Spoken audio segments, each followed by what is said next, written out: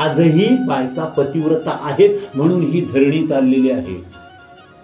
एक वाईट वागली म्हणून सगळ्याच बायका वाईट नाही, त्याही पतिव्रता धर्म पाळणाऱ्या आहेत.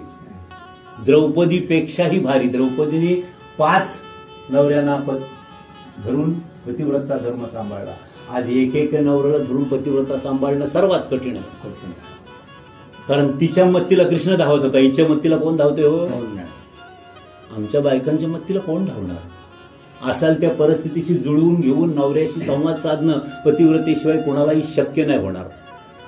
आज ती समोर बघते जगात काय चाललंय ते, आपल्यापेक्षा कितीतरी ऐश्वर्यान राहतात. मग तिला काही इच्छा होत नसेल का यांच्यासारखी फॅशन करावी, यांच्यासारखा फिरावं म्हणून? तिची इच्छा होत असेल, पण तरीही ती परिस्थिती जुळवून घेऊन नवऱ्याचा संसार करते. याला पतिव्रतेशिवाय दुसरं कसलं नाव देणार तुम्ही? पतिव्रता म्हणजे काय फक्त नाकच घसत राहिलं पाहिजे मग नवऱ्याचा, असा काय भाग नाही. तिने परिस्थितीशी जुळवून घेऊन सगळा संसार करणं हे पतिव्रतेचं काम आहे. आज ह्या अध्यायातून आपण काहीतरी घेऊन घरी गेलं पाहिजे. मग काय घेणार आहोत आपण? पहिली गोष्ट,